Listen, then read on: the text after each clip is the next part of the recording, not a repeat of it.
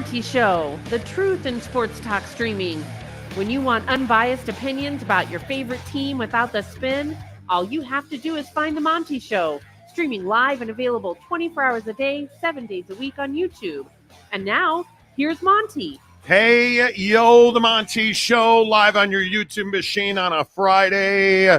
Massive breaking news at this hour, as always, presented by The Advocates. TheAdvocates.com, the best injury attorneys in the business, my friends. I'll tell you, you're going into a winter weekend if you're on the mountain, if you're on the road. So you get in an accident, you fall, you get hurt. TheAdvocates.com. They're always there for you. You can chat with an attorney live online for free, 24/7, 365 at theadvocates.com. A massive story breaking in the last few minutes. The Washington State Supreme Court is refusing to review the lower court ruling, handing control in perpetuity of the Pac-12 to Oregon State and Washington State. And again, I think we've told you for the last 2.5 weeks, this was the eventual outcome. It has been very clear from the beginning, from sources that we spoke to close to the situation, the exiting 10 members did not have a leg to stand on. And the crux of their argument that they were unjustly being punished and ruled by Oregon State and Washington State simply had no merit based on the facts of the case and the precedent sent by those very same exiting 10 members on USC, UCLA, and Colorado, who were all kicked off the Pac-12 Board of Directors the moment that they notified the conference that they were leaving. That same methodology was applied to the exiting 10 members, and that essentially hands control to Oregon State and Washington State. Good thing I don't speak for a living, right? To Oregon State and Washington State, who now control the vast fortunes and future of the Pac-12. Jake, are you at all surprised by this? I'm not all that surprised. I mean, obviously you have a court here that's going off of what the piece of paper said. And I think, that's what their job is, and that's why I think it was so surprising that the legal team for the 10 members who left came with such a weak argument, when they had their day in court. And I think this is the danger, you sort of come into when you want to play a game that requires you to have a weak legal argument in day one. Who's to say if you ever get day two? And that's what this really is saying. Hey, we're not going to allow you guys to re-argue something that seems pretty clean cut according to the contract that you agreed to. Now, I've always maintained on the show, Grum, that I felt like the 10 members who left had much more to fight for and a much better argument to make. But obviously, I'm not the guy in the room, and they chose to go with this legal counsel, and now it's going to cost them a lot of money. And now, so essentially you've made your bed, and now it's time to lie in it. And I think, the bigger part of the story is Oregon State and Washington State finally being able to move on, finally being able to sort of build some momentum in their conversations with the Mountain West and move on from, the scheduling alliance that's been created, but now we can move on from that part of the conversation and say, hey, let's talk merger. What do we think? And obviously they've had those conversations, just like, they were ahead of schedule on the scheduling alliance. They're obviously already got the blueprint for what a merger would look like or how they all want all that to work out. So my thoughts here are just that this is not surprising, number one, because I just don't think that there was a lot to review. I mean, the ruling of the lower court in Washington said, hey, our ruling here is that, you guys behaved one way when these schools left, and now you want it applied to you differently. Yet another example of a rule being applied to you and you not liking it. So that's all this is. And I have to say, I'm not surprised by the upper court in Washington's ruling on this. It makes perfect sense. It's logical. It's straightforward. And I just don't see too much problem with it. It's a very logical conclusion to the story. Yeah, I think this was the only conclusion to the story. And I again tell you, we have stayed the course here since day one that the exiting 10 members did not have a leg to stand on. I think it was a huge mistake for these 10 members to go into court and not make an argument better than, hey, we feel like we're going to get screwed. And that's exactly what happened, and you did it to yourself. You look right here on the screen. This is directly from the documents issued by the Washington State Supreme Court. Both motions for discretionary review are denied. Because the motions for discretionary review are denied, it is not necessary to consider whether to retain or transfer the motion pursuant to Rap 42. The stay previously imposed by the commissioner is hereby lifted, which means that Oregon State and Washington State win. They are now firmly in control of the Pac-12. I think, as it's been explained to me, very straightforward here. Oregon State and Washington State will have to pay the exiting 10 members what is due to them this academic year. And that's it. There will be no fire sale of assets. Our sources have told us for months that the Mountain West and the Pac-2 have a framework of an agreement to bring all of the schools under the Pac-12 umbrella with Gloria Nevarez as the commissioner. Now, has that changed since a football and a basketball agreement have been reached? Who knows? We'll see. But it looks like that is the direction that the Pac-2 will head. It is a historic day for Washington State and Oregon State. And as I have said, mainly to Oregon State fans who want to burn their diplomas, not so fast, my friends. I don't think you have any reason to burn your diplomas. I don't think you have any reason to jump ship and find a new university. This is a very good day for the fans, the athletes, the employees of Oregon State and Washington State. This saved your academic and your athletic life, because now you can continue under the umbrella of the Pac-12. You are going to, in the future, be able to compete for a college football playoff spot. I mean, everything that you have complained about and wanted and desired has now been handed to you. You control the Pac-12 brand. You control the Pac-12 assets, including the cash. You control the future earnings. You control the incoming NCAA tournament units. It is everything that Oregon State and Washington State needed. And Jake, I see a very bright future for the two. I think this is a massive, massive moment in time. It's absolutely the first step back to prosperity. And I don't know, I don't know if we wind up seeing a reimagined Pac-12 brand, or like what the conclusion of this will be, what the long-term setup between the Mountain West and the Pac-2 will be. But I think we're finally here. You can finally start to, rack your brain about how you'd want that to look. And I think that's the encouraging thing. I mean, I tend to agree with you. Oregon State fan specifically, but also Washington State fan was very negative and very like, oh my God, like the world ended. We're never going to survive. This is terrible.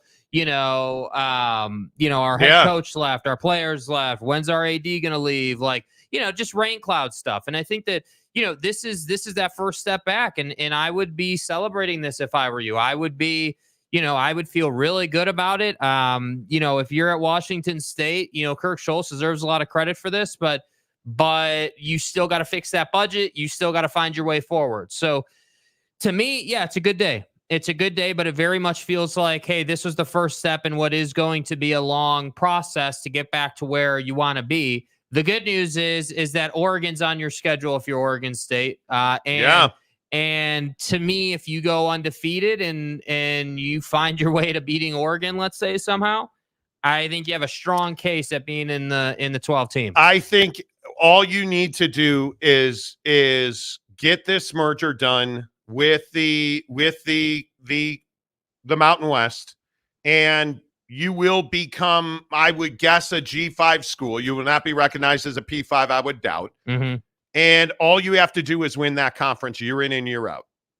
And you have no reason to believe you'll be denied that opportunity. No way, no shape or form. I think there is no downside here. And I think that, for college football, like when we look at this thing in the bigger picture, this whole situation is very much never before seen material. I mean, we've never seen, a conference burn down and then be in a position where, they've got to go to court to decide who gets what assets. And then, what after that? I mean, if let's say by March, we're talking about a Pac-2 Mountain West merger for 2025, and you reimagine the Pac-12, and all of a sudden you are able to retain your P4, P5 status, let's say, Right, somehow, yeah. and your auto qualifier comes back. And I mean, all of that is obviously, hypothetical, of course, right? It's just us surmising. But I think without this step, you can't even begin to talk about that stuff. No, you cannot. And I think that's what's so great about it is like, man, we finally won something. The Pac-2, the two who were left for dead, the two victims, the two folks who couldn't help themselves, even though I disagree with that, but the two folks who couldn't help themselves, finally got over on the system. So again, I would feel very positively about this. But at the same time, if you're someone who's not a Washington State / Oregon State fan, and you're just looking at this objectively, you're not surprised by this result, and it's hardly the final step in the process. And I think the next steps, the merger portion between these two in the Mountain West, is largely, or is what the big picture cares about. Hey, like, if you're in the ACC, if you're, we're going to talk about Florida State here in a minute. Like, if you're a Florida State fan and you still want to leave the ACC, you should be paying close attention to this situation. Yeah, I think the only thing that I would point out here, if you're Washington State and Oregon State, you do have to act reasonably in that you are required, and this is why I say you need to give the revenue earned by the exiting 10 members through this calendar year, through this academic year. You need to give that money to them and then go about your business, because if not, you're going to wind up right back in that courtroom as set forth by the judge who made the original ruling. So it is really important that you make it very clear that now you are in control. Oh, okay, we're going to give you the money that you have earned through this year, and once this year is over, you are entitled to nothing because we are keeping the conference alive, and I just don't see any reason to do anything different. Adam Rittenberg from ESPN, Oregon State running back Damian Martinez has been reinstated for the Sun Bowl. That's huge news for Oregon State. So Oregon State's having a very good day. They're having a very good day. So apparently charges, you remember that Damian Martinez had a DUI incident. The district attorney did not file charges against him. So this is a great day for Oregon State, man. Like, let's get your comments in here. Where do you guys come down on this? What do you think happens now that that the Washington State Supreme Court has chosen not to review the lower court's decision, which I think, again, is the exact right decision. What are your thoughts on that? Which way do you guys think that this ends up? I think without question, this is going to be a merger with the Mountain West and the Pac-2 under the Pac-12 umbrella, and Gloria Nevarez will be the commissioner of that new league. Which, my God, that is a sight for sore eyes, man. And it is a basketball powerhouse is what this league is. Because you look at the Mountain West, that's a very good basketball league. That is a very, very good basketball league. Before we get to your comments, I do want to remind you, we are giving away 2 $100 Amazon gift cards today. Lost in all of the breaking news this is our last Friday show before Christmas. As we've told you, we'll be here Monday and Tuesday, and then we are off for the rest of the year. I say the rest of the year, the last week of the year. So today we are giving away 2 $100 Amazon gift cards. All you have to do to be entered is to go to one of 2 places. You can go to trydaytrading.com /Monty, sign up for their $10 30-day trial membership. You are instantly instantly entered to win the $100 Amazon gift card. I just got a lot of crap floating through my brain. You can also send us a picture that you have, or go into a store and buy any BuckedUp product. Go in, get to BuckedUp.com, use the promo code Monty to get 20% off at checkout, and you are instantly entered to win a $100 Amazon gift card. We will give one winner away for Bucked Up. We will give one winner away for TryDayTrading.com/Monty. It is really simple. Now, as always, you guys know this. And if you're a new listener to the program, you're about to find out creativity matters, right? Creativity matters. It's easy to just roll up with a shot of Buckshot, a picture of Buckshot, or a picture of your can of, Miami, and send that to me and say, hey, man, I'm entered to win. Yeah, but the problem with that is the dude who goes all in, like Maury Alvarez did last week, or like OG Gary does on a weekly basis. Those folks are more are going to get, more credit for their entry. They went out of their way to make the show better. So points for creativity. I think, and this is just me, I think the best thing to do is become a member of the Monty Show. Mm-hmm. Now, if you were an entry-level member, you get 10-to-1 entries. If you are a members-only content member, you pay $10 a month. You get into our Instagram group. It's a great group of dudes. You get 25-to-1. So if you enter and you go to TryDayTrading.com and you sign up for the $10 charitable donation for their Santa, they're basically what they're doing is being Secret Santa for people who can't provide Christmas. So that $10 goes all the way to charity. You get a tax write-off. You sign up for that. You get into their 30-day trial membership. And you're a members-only content guy, you get 25-to-1 entries to everybody else. Yes. Pretty straightforward, man. Pretty straightforward. Hook it up. DM Jake, SLC Jake. Yeah, don't muddy the water, man. I handle it. I'm the gatekeeper. No excuses. Send it to me. SLC Jake on Twitter, Instagram, or TikTok. Although Jake hates TikTok and never uses it, which pisses me off. But you can find him on Twitter, Instagram, or TikTok. DM him a picture of your Bucked Up, or I would think a video is what it's going to take to win. Probably, a video of your Bucked Up, or that you signed up for the 30-day trial membership at TryDayTrading.com, and we'll enter you to win and shout you out on the show. Matt Ritson for $2. Hey, Monty, my birthday's on Sunday. Nice, dude. Well, happy born day. Jake's birthday is on Monday. You are just one day younger than Jake. Happy birthday, Matt. I hope you have a great weekend. Brandon Butler gifted 10 Monty Show memberships. Let's go, Brandon Butler. Appreciate you. Go Bears. All right, let's get your thoughts in here on the Pac-12. Gumby fresh out. Pac-10 to X-10. Exactly. Excommunicated. You're out. You're out. Payson Cougar fan. Will the Pac-X-10 now go to the 9th Circuit Court of Appeal? It's over now. If the Washington State Supreme Court is not going to rule in your favor, it's over. It is over. So we'll see what happens. I don't think that you can appeal this again. Mm-mm. I just don't see how that happens. Let's see.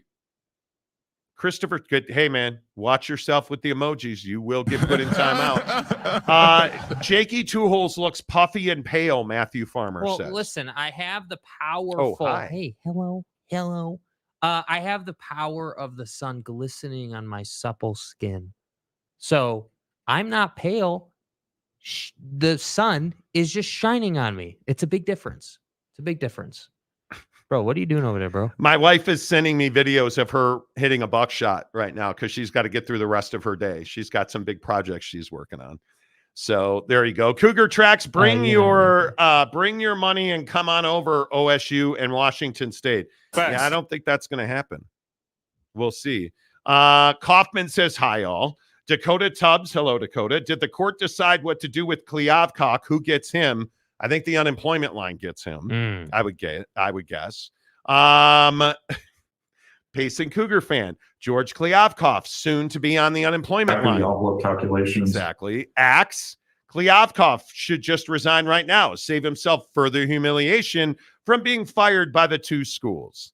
Pack everything up. We're out of here. His contract expires the last day of the year, so he'll be done. Dakota Tubbs. Jake is thinking about all the steak and booze with Mo tonight. Nah, it's not tonight, dude. No, that's not tonight, bro. but that's going to happen. Jimmy Otson, the Beaver alums I know don't think the entire Mountain West joins the pack. Wow. Well, I don't know. If you're in the Mountain West and you don't join the Pac-12, you're silly, dude. But here's the thing that people don't understand. the Mountain West needs the Pac-12 as much as the Pac-12 needs the Mountain West. I mean, if you want to raise your profile, adding Washington State and Oregon State is the exact right thing to do. If you want to earn more TV money, adding Oregon State and Washington State is the exact right thing to do. If you want to earn more money and if you want to have more ad dollars, you want to play in bigger games, flying under the Pac-12 umbrella is the exact right thing to do. And I think you've already shown that your commissioner has all of the wherewithal and abilities to run a conference at a very high level. I think it makes all the sense in the world. And you already hold events in Las Vegas. You have a foothold in Las Vegas. There would be no reason not to be the preeminent West Coast conference.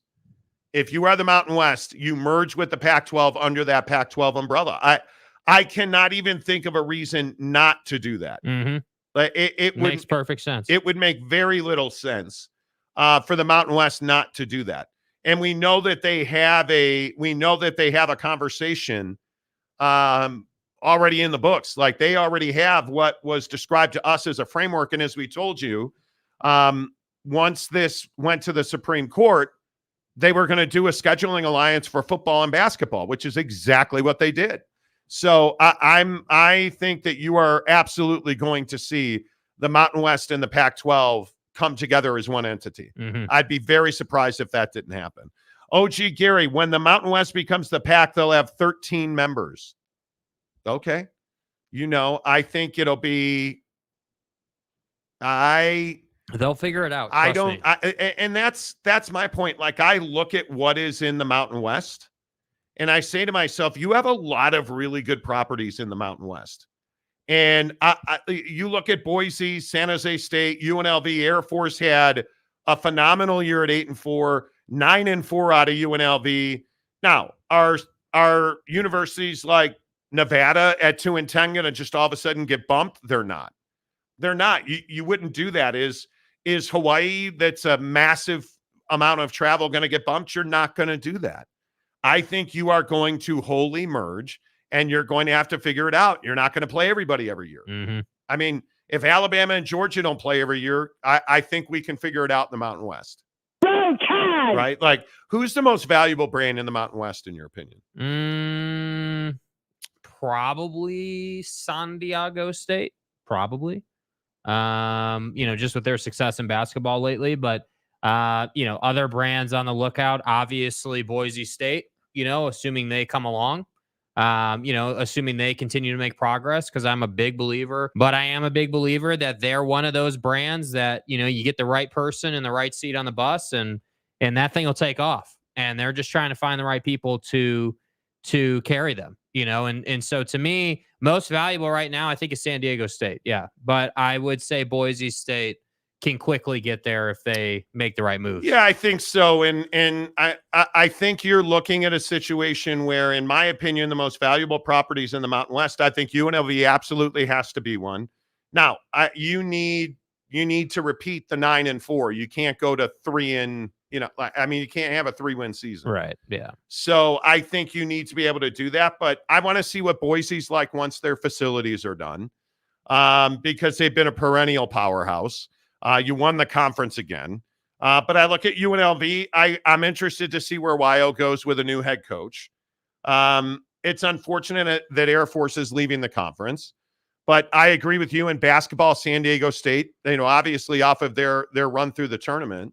This is a very strong conference, and I think people just write it off as it doesn't matter. Well, I'm telling you, it matters. It absolutely matters. Matt Ritson for $2. What happened with the Pac-12 network, live or dead? I think it's to be determined. The Pac-12 network has been an absolute money suck. And so I would be surprised.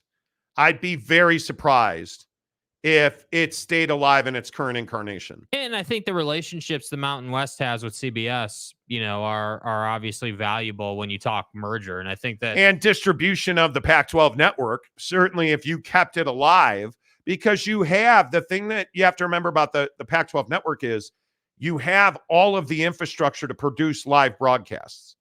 So there is value in that. but it has to be leveraged for financial gain. And let me just plainly speak that as it needs to be significantly distributed because reach is everything when it comes to finances. And the Pac-12 network does not have reach. It is as simple as that. They don't have reach. Paulo for $10. The left coast south of Pebble Beach should sink into the Pacific. Then there would be a true Mountain West. Like, why would we want? Yeah, what are you talking about, dude? Like, okay, our first off the rails comment of the day. thanks for the tip. You know, I listen. It's all you guys. It's all you. DK for $5. Which commissioner has done the best job through their current realignment? Pretty sure I know the answer. Well, I mean, I got to think Brett Yormark. I mean, I mean, Tony hasn't done too bad either, dude. Yeah, but I think the fortunes and the viability of the Big 12 were in question. That's true. There were. I mean, if we're talking about which commissioner helped the Big 12 most, it's probably George Kliavkoff because of his inability to get his people to act. But Brett Yormark came in and instantly made financial decisions to solidify the future of the Big 12. Tony Petitti, you know, with all due respect, yeah, sure, he was there when it all went down, but Kevin Warren's the one that had the expansion. Right. So I feel like that is, in my opinion, anyway. And sure, I could be wrong, but we'll see. Axe said Pac-12 Network announced layoffs happening in 2024. Not surprising. I mean, they were always downsizing. Wouldn't you be? I mean, certainly. I think you would be.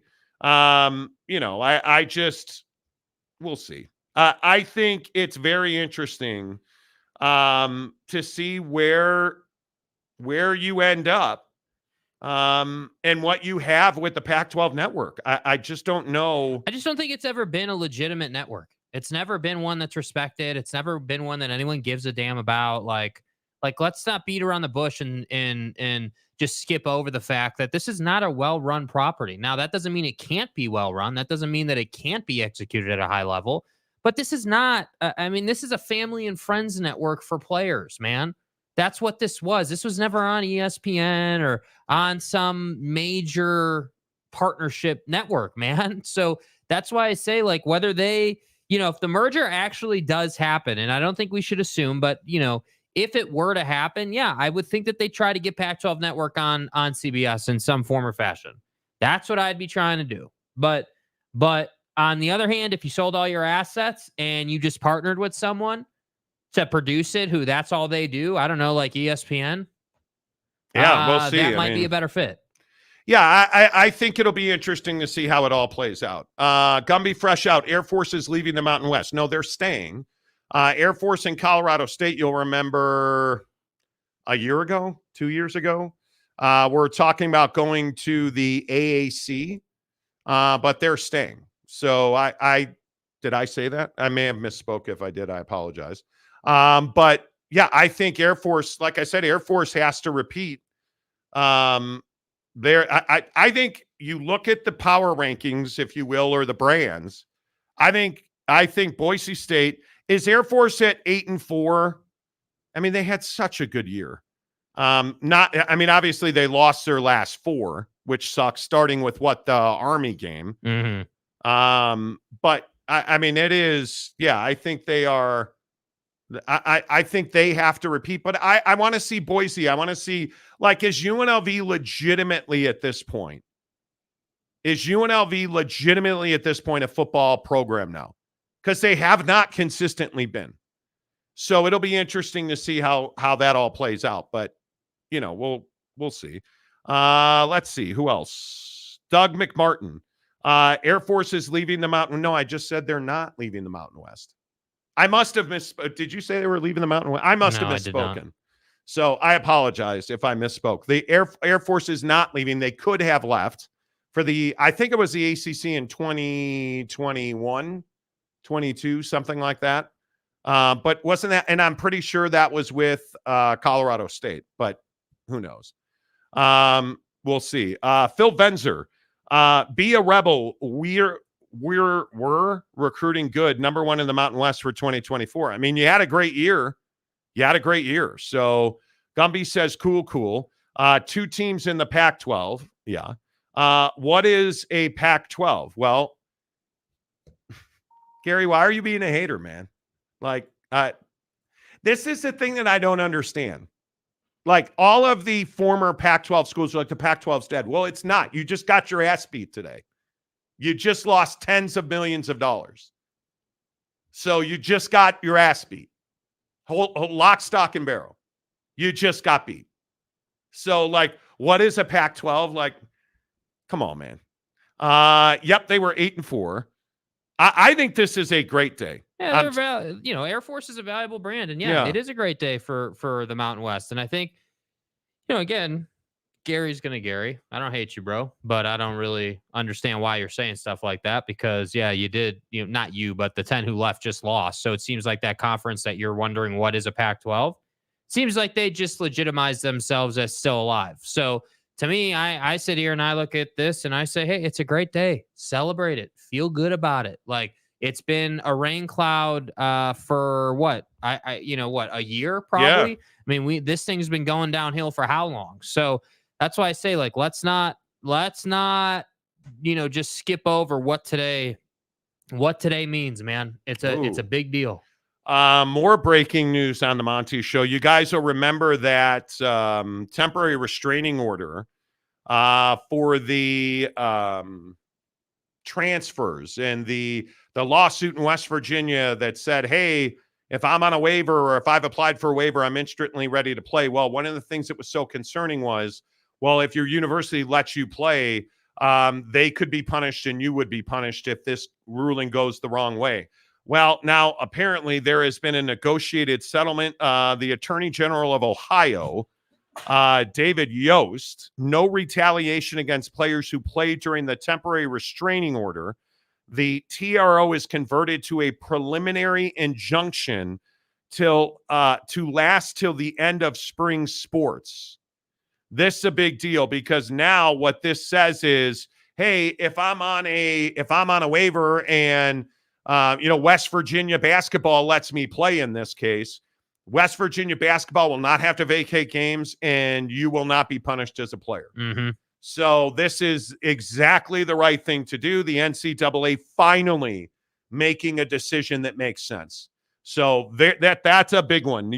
I was never in favor of punishing the kids that are playing on these waivers while the court case plays out, because all you're doing is punishing the kid who won a court injunction now to allow a judge to hear arguments. So now it covers the spring semester. I think that's fantastic. I mean, as it should. I mean, again, these and again, there's so many of them now. I feel like, even there's so many more now than there were a week ago. Even like we have like 5 different suits happening at once. And the only thing that I've ever said is, hey, man, like, take the kids out of it.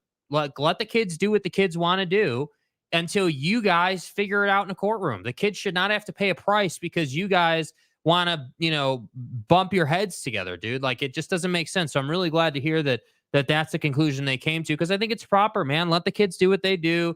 Let the schools do their thing. And when you guys have a definitive answer on how you want to, set these rules moving forward, then go ahead and set the rules.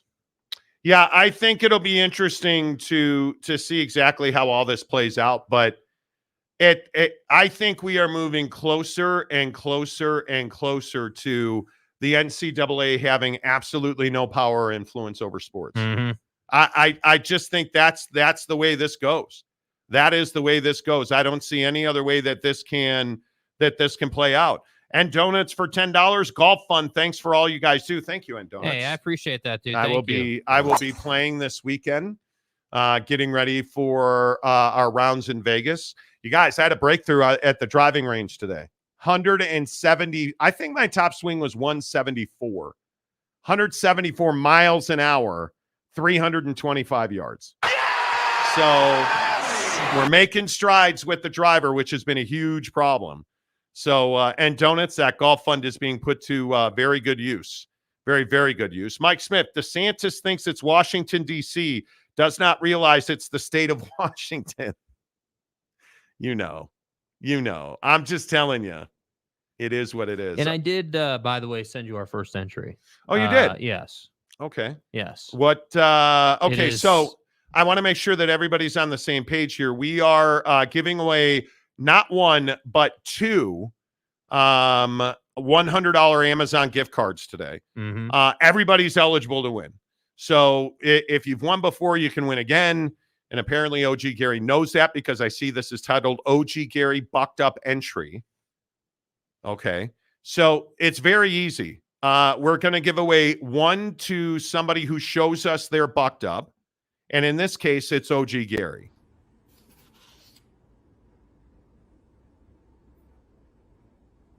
Like I look at what is in the Mountain West, and I say to myself, you have a lot of really good properties in the Mountain West. And Gotta get stroked. Guy, you got to watch that wrist motion. This is a family show. But I like the fact that he's using the collagen peptides in a bucked up shaker and that he's got the Brooks Koepka drop in there from the Honestly, show. that's our stroking, guys. I like it. OG Gary with the early lead. Let's go, you guys. Now, yeah, seriously, that's a big-ass monitor, Gary. We'll play it again here. Size does matter. There are the collagen peptides. I'm a huge fan of the collagen peptides. He's got the show on the monitor. That is a big monitor. But this hand motions, you got to improve this. Yeah, dude. Come on. Gotta get stroked. Yeah, Come you on, do, dude. but you got to improve this. Yeah, come on, dude. Need more efficiency. Come on, be better. Yeah. Yeah, Gotta get stroked. Nice job, OG Gary. You have a huge lead there. Bucked Up, the official energy drink of the Monty Show. And without further ado, see, this is the proper hand motion. Okay, like Honestly, that's our stroking, guys.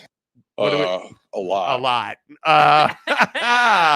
All you have to do is go to BuckedUp.com. Show us you bought something. Show us you went into an HEB, a Maverick convenience store, a 7-Eleven, Walmart, Walmart.com. You went into, boy, if you go into a Utah Bucked Up store, you're almost certain to win.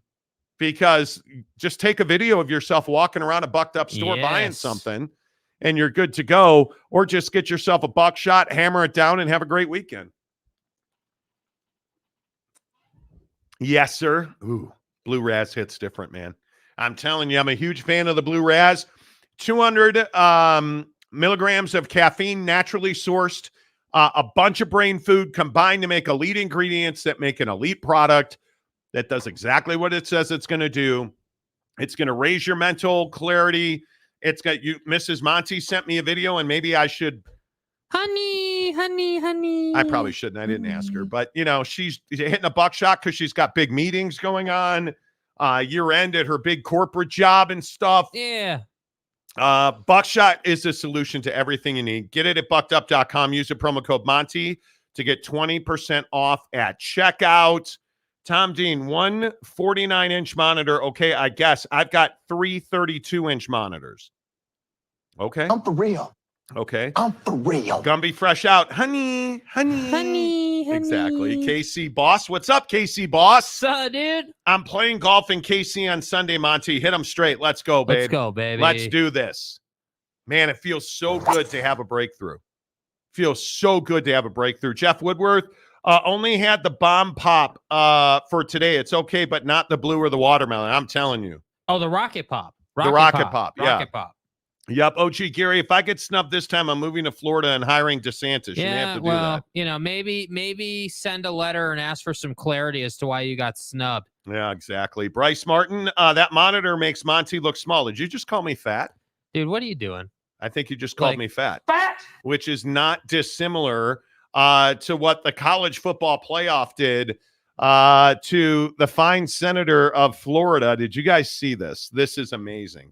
So you know that Rick Scott, the senator from Florida, sent a letter to the college football playoff, not requesting, yet demanding clarity and transparency.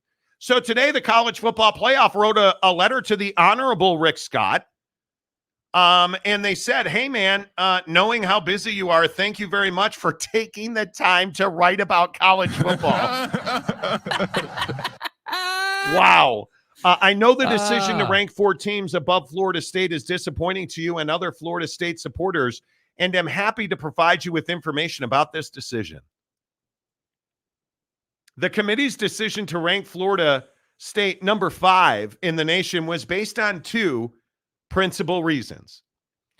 Number 1, as stated on the Monty Show correctly, I added that part.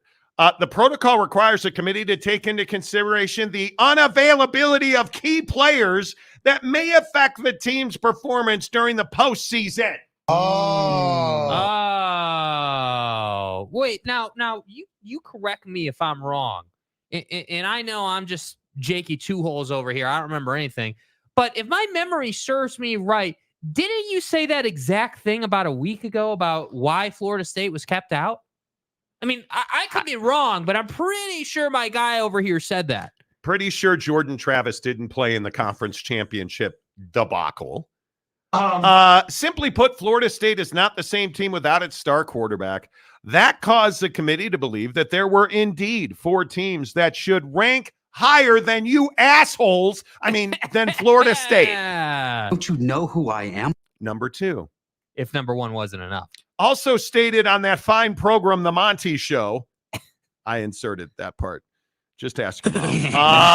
Florida State's strength of schedule was not as strong as the 4 teams that were ranked ahead of them. As I'm sure you are aware, strength of schedule is a key metric the committee takes into consideration. If being undefeated without regard to a team's strength of schedule was part of the protocol, other universities with undefeated records would have routinely been considered. Okay, I'd like to label this. Maybe when the new year rolls around, our first show of the new year, we'll roll out a new segment titled Trolling of the Week, because that's exactly what this letter is. First of all, thank you for taking the time, as we know you're very busy, to write about college football. Amazing line to start the letter off. Just want to wild. Just want to point that out. But then number 2 to say, hey, it doesn't really matter if you're undefeated. We're trying to get the best teams in. So if you don't have your quarterback and you're undefeated, that doesn't matter. Funny how that works. I mean, I know that this is like, rocket science. I mean, this is, algebra. This is like, economics 18.7.4 in college. Like, no, dude, this is base level logical stuff. So let me get this right. Or how about, where is Ron DeSantis? Where is Ron DeSanctimonious? Where is Harvey Rick Scott? Yeah, I don't think you're going to get a response out of good old Rick Scott or good old Ron DeSantis or anybody else part of their little cute campaigns, because there's nothing to fight here, dude. There's no argument. There's no nothing. What are you going to do? I am.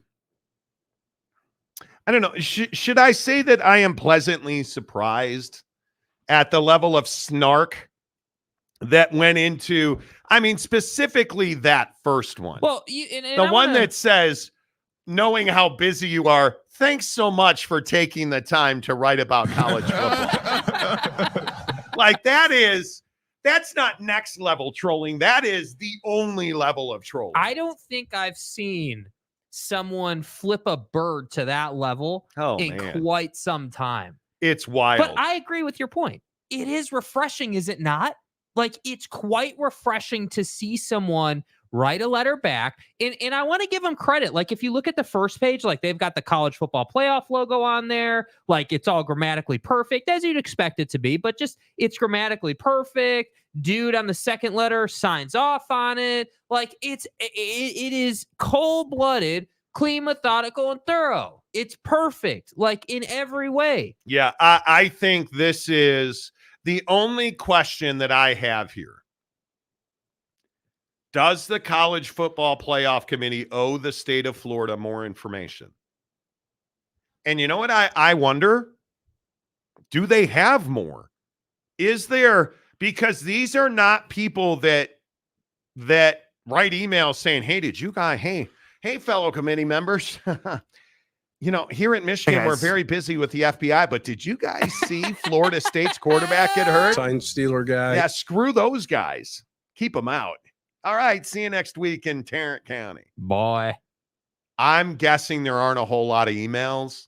I'm guessing that they're, the Boo Corrigan and his brother who works at ESPN conspiracy theory. I'm guessing Boo Corrigan ain't like, hey, bro, here's what we're thinking. Who does ESPN want in?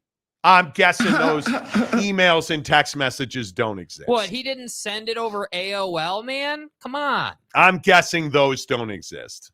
And this is remarkable. Mean, it's just I don't mean to blow this out of proportion, but I was so pleased to see this, and I have to say, like all the college football guys on X who cover the game, we're all like, yes, yes, yes. They were all cheerleading this thing. Like the fact that a guy like Ross Dellinger is retweeting this with a flame emoji just tells you everything you need to know. Whoa. Jamon Dumas-Johnson is in the transfer portal. Wow. He's an All-American, dude. And I believe that he was a Butkus finalist. How is that possible at Georgia? That is, and now Adam Rittenberg is just tweeted. Oh my, Georgia DB AJ Harris, also in the, wow, what is going on at Georgia? What is going on at Georgia? Oh boy, that is a big deal. That is a huge deal. Dumas Johnson is an All-American. I think he's second team All-American, and I know he was a Butkus finalist. Wow, that is huge. That is a big loss for them. I wonder, that's interesting. Tom Dean for $4.99, early Christmas present for you guys. $4 is for Monty. The rest is for Jake. Enjoy that 99 cents. Enjoy that 99 cents. Jeff Woodworth, they're all going to Prime. He's had an unbelievable portal. I hope so, dude. He has. Whoa, comment. Mike Smith, Mountain Mama says Georgia street racing team breaking up. Mike? First team all SRT. Dude. People have died. We probably shouldn't be joking about that. A lot. And donuts, cracks forming in Georgia. That is shocking. Hey, dude, you lose the SEC like that and you get knocked out of the playoffs. Shocking. I would expect there to be some portal action. OG Gary, Georgia players realizing they want to be Tigers and play for the Ohio State. Yeah. Oh, no, I'm sorry. Yeah. The bullshit. Louisiana State University. Louisiana. Dude, that's wild. No, if you play for Georgia, aren't you going to Alabama? Like, why would you go to LSU, dude? If you're playing for Georgia, why are you going anywhere? That's one of the best defensive programs in the country. You just lost the SEC championship. So you quit? No, I don't think you quit. I think you go somewhere else. Yeah, I don't know. That is shocking. I'm stunned by that. Barfing Chicken says it's the Bama effect. Roll MF and Tide. Yeah, dude. You're not wrong. Drew Dozer says, I barfed a chicken today. Well, you should probably cook it properly. Shout out to Mo Bamba. What's up, Cam Harrison? Dude, Cam, what's up, dude? Where the hell have you been? Mo Bamba. Where have you been? Bold Book Tuber. I don't want to know. Heard a rumor that Kirby is NFL bound. No idea if there's any credence to it, but explains portal guys. I highly doubt he's going to the NFL. What? You want to go coach the Chargers there, Slick? Yeah, good luck with that. That's an interesting question, though. Let's get into that here on the Monty Show. The Los Angeles Chargers today fired Brandon Staley, their head coach, and Tom Telesco, their general manager, after getting humiliated on Thursday Night Football by the Raiders. Is Jim Harbaugh the right guy to fix that team that should be in San Diego but plays in the Rams' house? Would you hire Jim Harbaugh? I wouldn't, because you know where that's going to take you. I mean, you know that, maybe you've gotten further than you are now, but you're not going to win a Super Bowl with Jim. And I don't believe that Jim is an elite NFL head coach either. So, What do you guys make of Jim Harbaugh? Is Jim Harbaugh leaving Michigan? Is Jim Harbaugh going to the NFL? And I guess maybe this is the direct question I would ask you in the comments section today. Would you hire Jim Harbaugh to coach your NFL team? I think after what you saw in San Francisco with the 49ers and the way that thing was burned to the ground at the end, I would have a hard time hiring him.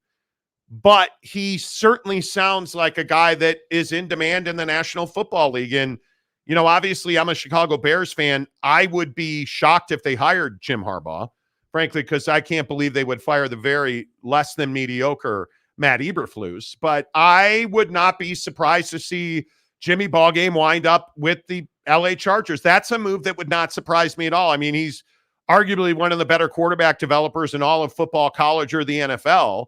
And you have a guy in Justin Herbert who I think very clearly has been wasted by the Los Angeles Chargers.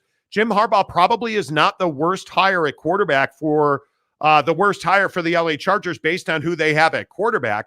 But I don't know, Jake, is Jim Harbaugh a guy you want coaching your quarterback? No, I mean, not at the NFL level. I think at the college level, you can get away with it. It just has a better effect, the way, Jim's style. But I think in the NFL, like, Jim has shown what kind of head coach he is, and inevitably an NFL franchise will sign him. I have no doubt about that. And that's why the contract at Michigan isn't signed. And, he's not going to commit to anything until all the NFL jobs are closed up or he took one. But yeah, I mean, I personally would not. I would not hire the guy. I look at the coaching pool and I think there's plenty of guys available. And if you're going to be the team or the organization that hires Jim Harbaugh, you damn well better have a specific reason. Like, we talk so much on the program about, the potential show cause order that the NCAA is going to hand down, which basically states, hey, like, you got to have, just a beyond all doubt reason as to why you need Jim to work for you for us to allow that to happen. And then if you hire him anyways, we're still going to penalize you for his bad acts. And to me, that's what a show cause is. And to me, like, my point is that if you're an NFL franchise, that's the level of reasoning I feel like you need to hire Jim. Like, if I'm going to hire you, dude, like, there better be something that you can do that's just downright, like, head and shoulders better than many other candidates in the pool, because there's a lot of them. And Brandon Staley will get another opportunity. Tom Telesco will get another opportunity. It just didn't work out in LA for those two. And it is what it is. You get hired to get fired. It's part of the process. Whether you're Bill Belichick or Staley or Jim Harbaugh, man, it's part of the process. So to me, I look at it and I say, if you're going to look at Jim, like, you better have a specific reason as to why you feel like you need him, because you damn well know that your team at some point is going to be a dumpster fire under his leadership. Yeah, we'll see. I wouldn't hire the guy. I truly would not. San Diego State, Glenn, how the heck are you, my friend? Am I the only one who thinks the college football playoff letter to, quote, Ronnie D, is perfect because the committee has a lot of practice writing them to extremely busy U.S. senators and House of Representatives? Ron DeSantis is the governor, but not for long, and not the I sifted through all that. Shouty says, Texas, what's up? Good to see you. Cam Harrison says, I've been working a lot. I tune into Spotify for the show later on if I missed a live show. I guess we had a Spotify issue last night, by the way. So I apologize if the show is not available to you. Cam, you gotta watch on YouTube, dude. Watch on YouTube, man. Even if you're just listening in the background, watch on YouTube. Kevin the Destroyer says Lincoln Riley hanging out at SoFi today. Would the Chargers hire Lincoln Riley? Yes. I think they would in a second. Mike Smith, what would happen to Kellen Moore? Mike, this is a great question. I obviously, as a fan of the sex machine, Justin Herbert, I believe that Kellen Moore was a great hire as an offensive coordinator, but I don't think he's ready to be a head coach. I mean, I look at the bump that the Dallas offense has gotten with the cohesiveness of Mike McCarthy as the OC and play caller there. And is some of that on Kellen Moore, who was? I think you have to put some of that responsibility for their sputtering ineptitude last year on Kellen Moore. Well, and I think, like, let's not look at last year on its own. Let's look at this year. The Chargers are not good offensively. Yeah, I think that, Kellen Moore, is an OC that has to deal with injuries a lot on that roster, and that's something that's out of his control, that he has to deal with. But I will say, watching Charger football, there's a lot of times where I'm like, dude, you got to be committed to running the football, man. And if you want to run the West Coast a little bit or have West Coast tendencies, like, you got to stick with those tendencies at least. Like, you have to make the linebackers of the opposition step closer to the line of scrimmage, man. You've got a gunslinger back there. Give him some room. Like if you're going to be, because Kellen Moore is notorious, in my opinion, for being a pass-heavy OC. He likes to call a lot of passing plays. And you understand that when Justin Herbert is your quarterback. But on a certain level in the NFL, there are baselines to successful offense. And not running the football, enough is not going to help Justin Herbert be more successful. Right, but I also think you look at the offensive numbers in the NFL, and, I mean, you look at yards, they're 6th in the NFL in yards. Now they're 17th in yards per game, but in total yards, they're 6th. I think you look at their passing offense, and you're right, they're 9th in passing yards a game. The problem with that is go try and find them on rushing yards a game, and they're down near the bottom. They're hanging out with the Texans, Vikings, and Seahawks. So they don't run the ball a lot at all. And you look at offensive output in the form of points, they're 9th in points, 303 points. I mean, their offense should be in San Diego, but we're the Los Angeles Chargers, and I'm never going to say it straight away because that team should still be in San Diego.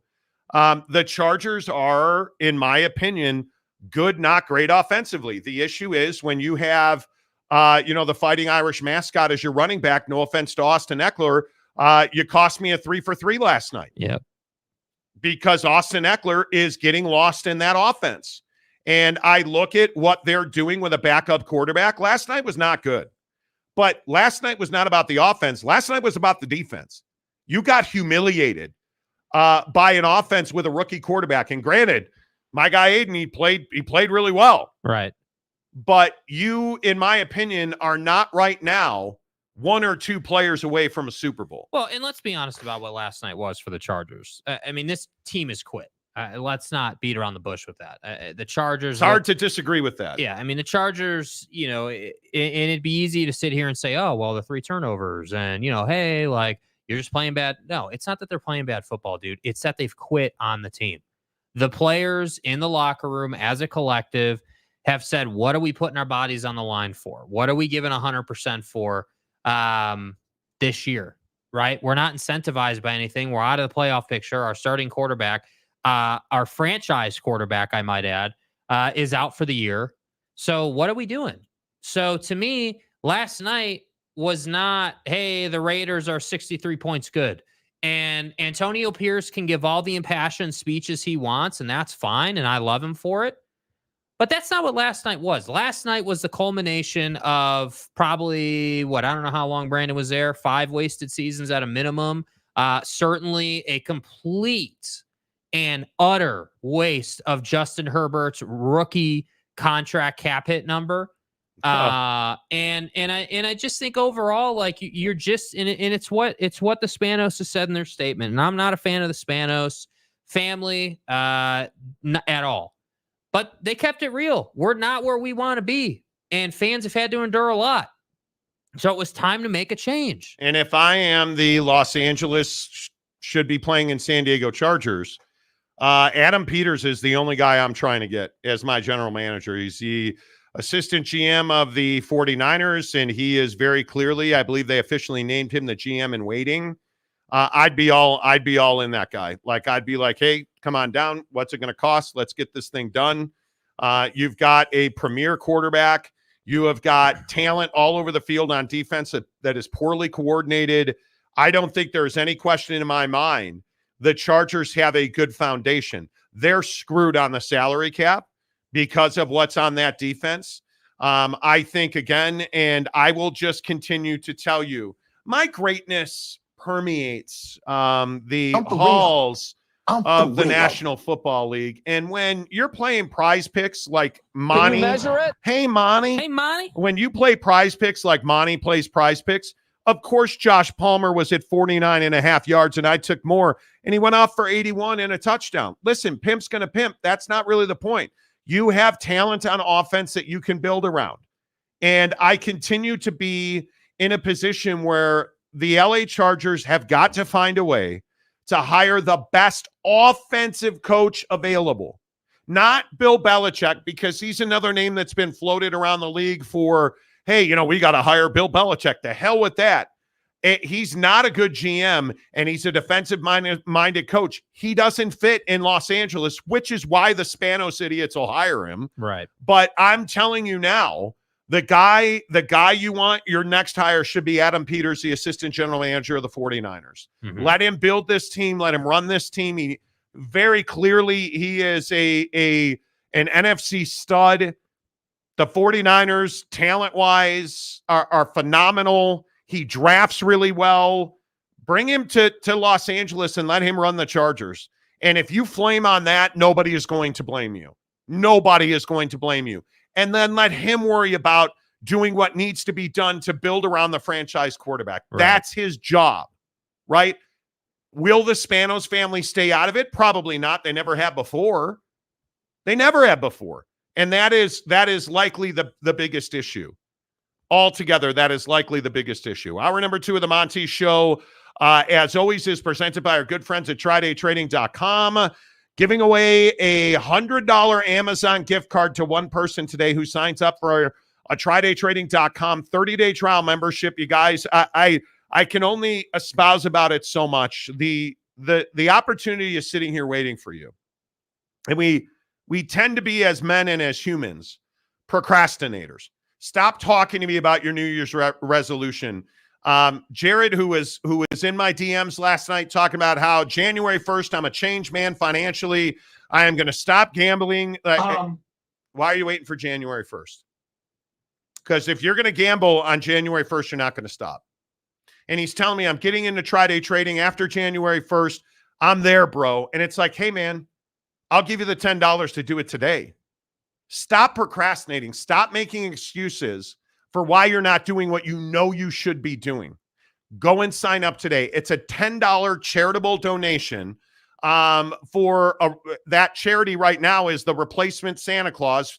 Give that $10 to Tri-Day Trading. They're going to give it to Santa Claus, who's going to buy gifts for people who cannot afford to provide Christmas for their families. It's a great charity. It's $10, a tax write-off for you. Oh, by the way, you also get their entire program for free for 30 days as a result. And if you sign up today before 4:30 Pacific, 7:30 Eastern, and you take a screenshot of your sign up, you send it to Jake, SLC Jake on Twitter, Instagram, or TikTok, DM him a picture of that, you very well may win a $100 Amazon gift card. Do it. So let's get it done. TryDayTrading.com. No obligation after the 30 days, no cost after the 30 days if you're out. Trust me when I say it will change your financial future. TryDayTrading.com. Let's see. Boyd Lake. Harbaugh has ties in San Diego. Well, unfortunately, the Chargers are in Los Angeles. And he does. He was the football coach at San Diego. So, and listen, the thing that nobody's going to argue is the quality that Jim Harbaugh brings as a head coach and as a developer of offensive talent. I do not want him as a GM. I do not want him running my program. I do not want him mentoring my young man. But if you want him to coach your NFL team and you have a franchise quarterback in place, I'm not going to argue if you hire Jim Harbaugh. I don't know, dude. I don't disagree with, his ability to develop, but what I do disagree with is that he's good for your franchise. I think that it's a ticking time bomb. You know that at some point he's going to lose the locker room, or he's going to be there 3 years. Yeah. He's going to be there 3 years. Jim Harbaugh in the NFL is not somebody that, and maybe he's matured, but Jim Harbaugh struggles with relationships. You look at this situation at Michigan right now. They want to make Jim Harbaugh the highest paid head coach in the history of the Big Ten. The history of the Big Ten. 5-year, $55 million deal. Hasn't signed it. Why hasn't he signed it? He wants to be able to go back to the NFL. He doesn't want to take penalties from the NCAA, which he is going to get hammered if he stays in college. And I think the other thing he worries about, I don't think he'll ever coach in college football again if he leaves. Mm-hmm. I don't think he'll ever coach in college football. Maybe he doesn't give a damn. I think he does, because he's not a winner. Jim Harbaugh, and this is the thing that people don't understand. He gets you right to that line. Yes. Has Jim Harbaugh won you that Super Bowl, San Francisco? No, he didn't. Has he won you that national championship, Michigan? No, he hasn't. He'll take you there, but he can't get you to the promised land. He'll drop you off at the front door, but he can't kick the thing down. Mm-hmm. And I think there's a bit of that stigma about him. Let's see. Steven says Jim is an elite coach. From a football X's and O's perspective, that's exactly right. Yes, he is. Shaner, what's up, Shaner? How's Tucson? Charger fan here. No Harbaugh, please. And we see a lot of that from Charger fans on Twitter. America's team. I think there's a lot of Charger fans who don't want him. But I don't think you want Bill Belichick either. I mean, I think there's no doubt that you have a lot of offensive talent. I mean, a lot. Who can make a difference in a guy like Justin Herbert's life. Well, I think the thing with Herbert is you don't need to go in and change the dude. You need to streamline the offense. You need to put him in a position to make plays. Like, don't tell Justin Herbert how to throw a football. Tell him, hey, this is how we're going to get guys open for you to throw the football to. You know, like that's what I think needs to happen in, you know, for the San Diego Chargers who move to LA and play in the Rams house and, you know, basically rent space from their older brother. Like, you know, that's what needs to happen for him. So to me, Bieniemy to me would be not surprising. You know who I'm going to say? I'm going to say Brian Johnson in Philadelphia. And if we are really, if you want one guy, it's Ben Johnson, the offensive coordinator in Detroit. First team all Johnson. I mean, yeah. Hey, who doesn't love a good Johnson? Right. I look at some of the other guys, Bobby Slowick in Houston. Mm-hmm. The job he's done with CJ Stroud in that offense is nothing short of spectacular. I'm not a Bieniemy guy. I think there's two sides to that argument. The Kansas City offense has been not very good since he left. Mid. Well, but they also lost Tyreek Hill. Yeah, but right? Tyreek Hill has been, they want to hide under that umbrella of, oh, well, we don't have Tyreek anymore. Okay, well, I got news for you. That excuse at some point needs to move along. Like at some point you need to figure out, hey, how are we going to rerun the scheme to adjust for not having Tyreek Hill? Like you're paying Patrick Mahomes all this money. Like let's build a scheme that he can really set on fire. Like I get it. The offense is going to falter or be less effective without Tyreek Hill. That doesn't mean that there's no way around that. And I get tired of the Chiefs making a lot of excuses about why they're not having success. You want to complain about an offsides call instead of talking about why you actually lost the game. And the reason you lost the game is because you're playing from behind and you're not playing good football. It's that simple, man. So with all due respect, I don't think the Tyreek Hill thing is necessarily tied to Bieniemy. Now, I agree. Eric Bieniemy is definitely one of those guys that's a huge question mark as to whether he'd be successful as a head coach or not. I mean, the guy is a prolific. Bobby Slowick or Eric Bieniemy. What Slowick's done in Houston? I mean, you go from Kansas City to Washington, and Washington's offense is not stellar. I mean, I'd have a hard time. Are you really telling me you look at the development of a guy like C.J. Stroud and you'd rather have Eric Bieniemy? I mean, Bieniemy's got a Super Bowl. You look at, but he didn't call plays there. Yeah, but that matters in my opinion. I think I look at Ben Johnson in Detroit and I look at the way that offense motors. I mean, that is a dynamic offense. Look, I think the Bieniemy thing comes down, it's really simple. So Bieniemy is a guy that is viewed in many different ways. You're sitting here saying, hey, he didn't call plays, even though they won the Super Bowl, and play calling matters. It absolutely does matter. It absolutely does matter. At the same time, I'm the one that's going to sit here and tell you that he's the guy in the room with Patrick Mahomes getting in the lab and figuring out how player development, huge. Defense. Huge. And so to me, again, I bring back this point that I just made a minute ago. He's a big question mark as a head coach. He's either going to hit it and it's going to crush and you're going to look like a freaking genius, or you're going to look like a fool. But somebody needs to take a risk on a guy like Eric Bieniemy, who's been to the Super Bowl, unlike pretty much every other candidate on the block. Yeah, I'm again, you're not wrong. I'm not saying you're wrong. I think we just are. But I think for San Diego or LA, the trouble in their situation is they can't take a flyer on Bieniemy. You can't get it wrong. Like at some point, guys like Justin Herbert get tired of being on the hamster wheel of losing. At some point, he's going to go somewhere and he's going to win a lot of ball games. And that should be with you. But if you get this next hire wrong, I got news for you, dude. he'll run that contract out and he'll move along. He has no obligation to you, man. Yeah, I None. agree. I agree. Katie Rader, what's up, Katie? Member of the show for 3 months. Let's go, Katie Rader. Pew, pew. It's Friday. We made it. Merry Christmas. Let's go, That's dude. right. Don't forget, we'll be off. We're on Monday and Tuesday, and then we are off the last week of the year. We appreciate you guys. Absolutely. Jimmy Otson, he does not want him climbing stairs. He does not want him coaching the Bears. He does not want him with the Shields. He does not want him helping Fields. You're not wrong. You are not wrong. San Diego State Glenn says Harbaugh is toxic. Mike Smith, Mountain Mama says, Monty, I do not want Jim Harbaugh rant sounded like a Dr. Seuss book. I try. Grad Slacker, Monty, thoughts on Covington versus Edwards fight tomorrow? Everybody should be Team Edwards because screw Colby Covington. Screw Colby Covington, dude. Mike Smith, Bill B in San Diego on the sidelines with a tank top hoodie. That would be amazing. Yeah, I'm telling you, about that. sleeveless hoodies is where it's at. Sleeveless hoodies is where it's at. The eye patch, my guy, what's up? Jim Harbaugh is a flake. Hire him and you probably will win for 1 or 2 seasons. Then he's gone. Buyer beware. Truth. Tom Dean. Hi, Tom. KU. Hey, Coach Self, here's $10 million a year. Bill, I'm staying.